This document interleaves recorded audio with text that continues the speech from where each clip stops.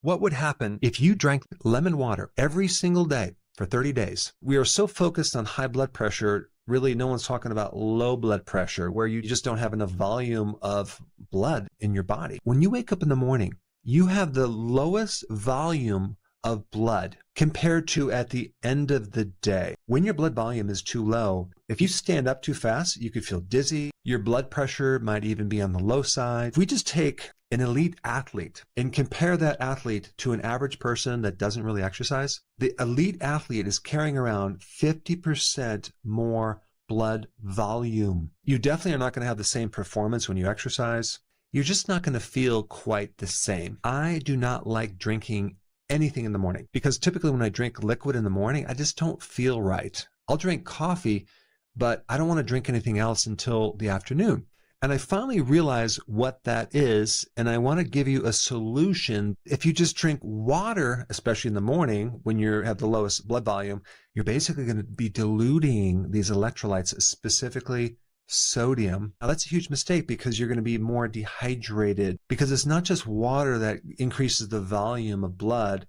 You also need to add some salt, and then that salt will allow you to hold the water in your blood. And so just a pinch of that sea salt with lemon is going to make you feel so much better, especially if you do it for 30 days. And especially like 1 hour before you exercise as well. For some people, they might even feel better if they add even more salt. And then if you also look at the circadian rhythm of the entire 24 hours, where's the highest amount of cortisol? In the morning at 8 a.m. And that's when you have the highest level of cortisol. And did you know what can lower cortisol is sodium? That's right. This is why some people have a little salt before they go to bed to lower cortisol so they can sleep better. In the morning, when cortisol is very, very high, that can also affect feeling stressed or also mobilizing sugar from your liver, which affects your blood sugar. What you need to know is that salt can help reduce cortisol. By having salt in the morning, you can start with a stress-free day and with enough volume of fluid to be able to have the energy and the exercise that you need, and also to prevent if you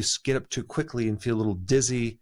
You won't have that if you have enough volume of fluid. That's the salt benefit. And of course, I would use like a pinch of Himalayan sea salt. Or if you do have a tendency to have high blood pressure and you want more potassium, magnesium, you can use the Baja Gold salt, which is only 70% sodium, and then the rest is all these other minerals. But now let's talk about the benefits of the lemon. If you use the fresh lemon, and say you cut it in half and you take both sides of the lemon, you just squeeze them in there so you have the juice of one lemon, you'll be getting some additional things that you wouldn't get from bottled lemon juice, and that would be vitamin C. Vitamin C is good for skin. It's good as an antioxidant for the inside of your arteries. But, you know, having an actual lemon is not always convenient. It is more convenient when you have a bottle of lemon juice in your refrigerator. I would highly recommend always doing organic lemon juice or an organic lemon because they use pesticides and you don't want that in this drink. There's one thing about lemons and limes.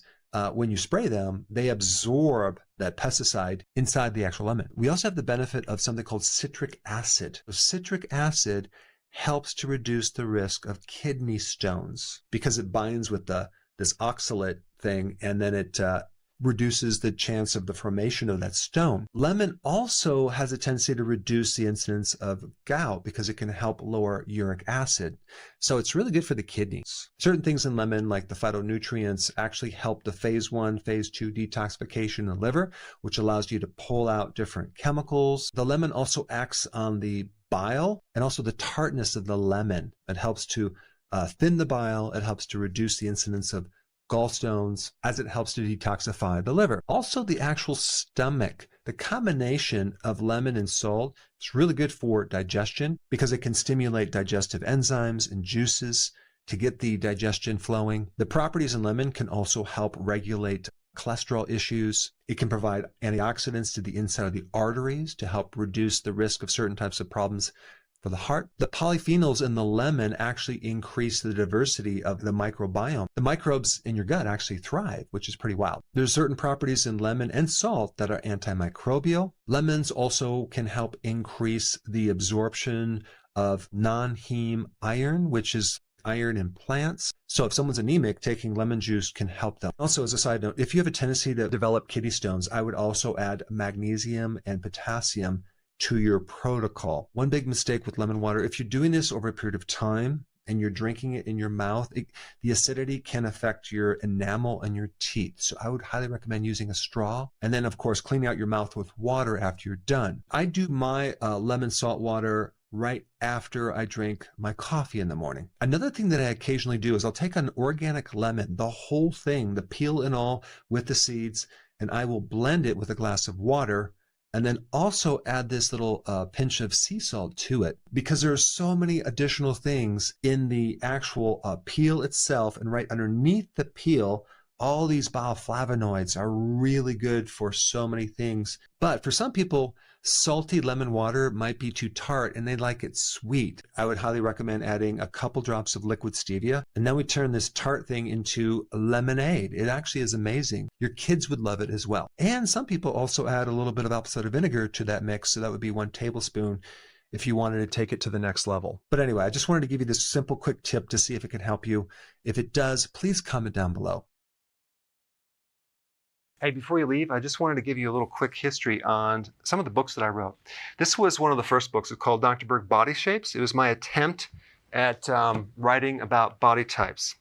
What was very interesting about this book is I actually did all the images myself. Don't ask me why.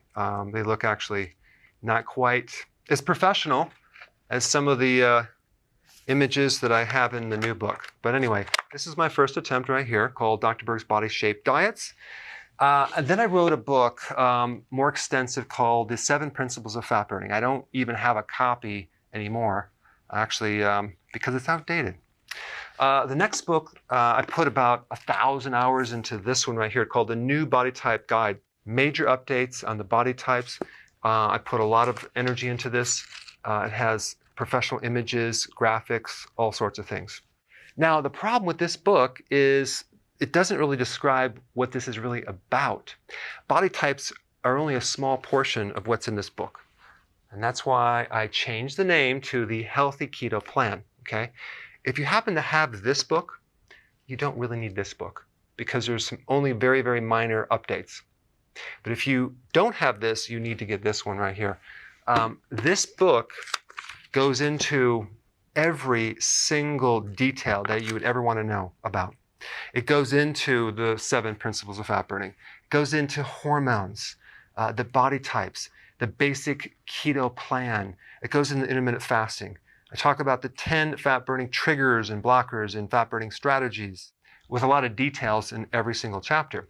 I go into body issues that interfere with losing weight. There's very few people that just have a weight problem. They have a lot of body issues, whether it's sleeping problems, stress problems, inflammation, menopause. I cover that extensively in this book. Then I talk about how to get rid of stress, and I show you a technique. Then I get into exercising. And then I have a lot of really good recipes in this book as well. So this is a good reference guide. On my website, if you get this book, you get this one free. It's called Healthy Keto and Intermittent Fasting. This is the shortcut, quick guide to this book. And the reason I created this book is to have you, within 45 minutes, learn how to do keto, okay, in intermittent fasting, exactly what you need to do. Then you can fill in the blanks with this book right here. So right now I'm doing a special. If you get this book, you get this one totally free, or you can go to Amazon and get these individually. So I just want to clarify the difference between this book and this updated one right here. If you don't have this, you need to get this right here. That way you can get the exact correct information to do it healthily.